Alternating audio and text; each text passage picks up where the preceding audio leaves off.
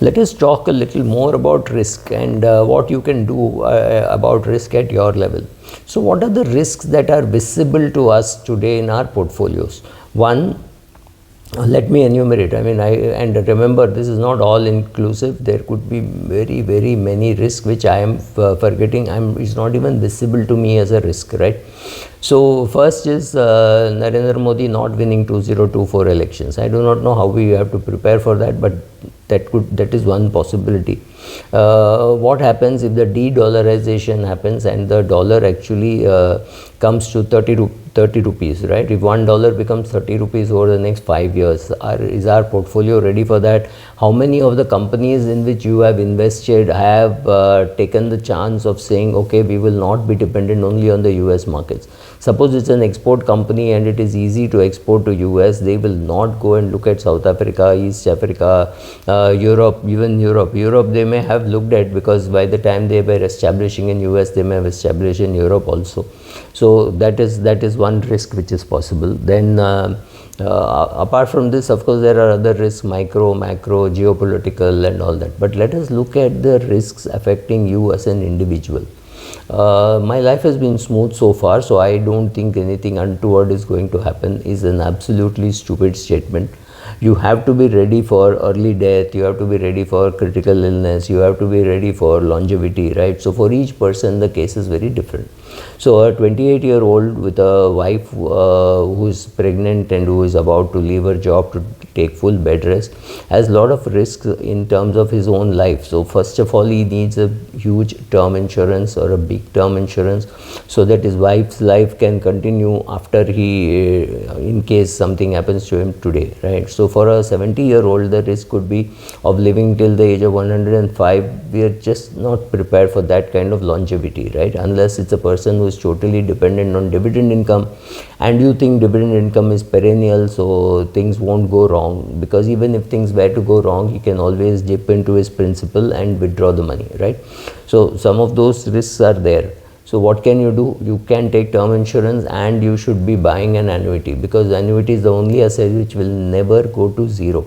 So that is one insurance that you need, that in case you are very old, you will still continue to get some money, right? So for a short term, for a younger person, it is a term insurance. For an older person, it is annuity. Both of us, young, old, middle age, doesn't matter. Everybody needs have reasonable amount of medical insurance. Don't overdo it. Don't say, oh, COVID people spend 50 lakhs, so I should have 50 lakhs insurance. Not true. Even if you have 5-7 lakhs, that's good enough. Then have top up, super top up, whatever. And for heaven's sake, medical insurance, please buy it through an agent who understands the business. Not too many people do. There are very many agents. Not all of them understand the business the way I think they should understand. So look for a good agent and then only buy. Right? If you are young, you need to have an emergency fund, because you don't want to dip into your equities to meet any emergency. So I have, luckily for me, in the last 30-40 years of investing, I have never had to sell equity in distress. So that is one of the reasons why I could allow my equity portfolio to run to 30-40 years, because I've never ever had to remove money in an emergency, because you have to have your emergency fund. You have to have all tactical cash also. Don't look at tactical cash and say, oh, this is wasted money, it's not earning anything, right? It is important. It is just as important as you to have leisure in your life, right? Don't underestimate the power of rest. Don't underestimate the power of leisure. Don't underestimate the power of cash sitting in your portfolio waiting to be invested. This is very different from an emergency fund. So please make that distinction. So tactically sitting in cash can be very boring, but can be very rewarding, and the whole world will blame you saying, oh, you're not earning anything on such a big portion of your money. Maybe 15% or 20% is in cash, right? It is going to earn nothing, right? But the advantage is you will never have to sell some other asset in distress because you need cash. So that, what does this cash give you? It gives you peace of mind. If you're an older investor, say 60-65 years of age, and you have a 30-40 year old equity portfolio, then you may not need an emergency fund, because you can always dip into your old shares which have appreciated far beyond what any of us thought it would, right? So So do that. Have an emergency fund if you think you need, otherwise there is no need to. Keep talking to other employers, potential clients, right?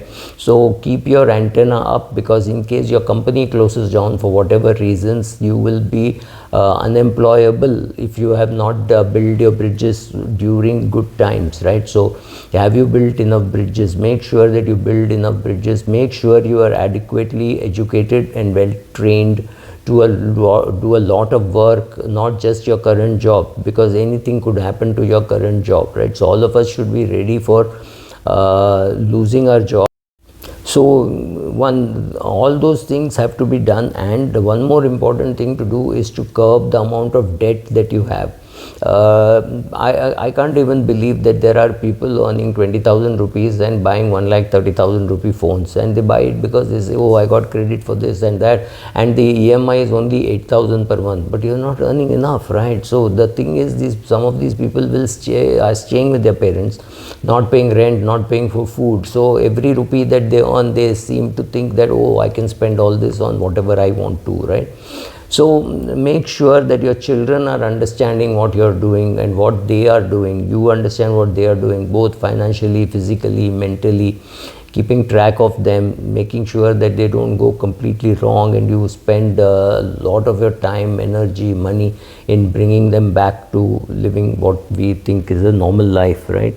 So also, if you have a lot of debt, I've done videos on that, saying how these debts should be repaid. So look at them. Make sure that you're debt free as soon as possible, because only after you're debt free can you think of financial independence, right? I'm not even talking about retirement. I'm just saying financial independence, FI out of fire, right? So you need to do all those things. Then start saving for your retirement. That's again very important, because the earlier you start, the better it is.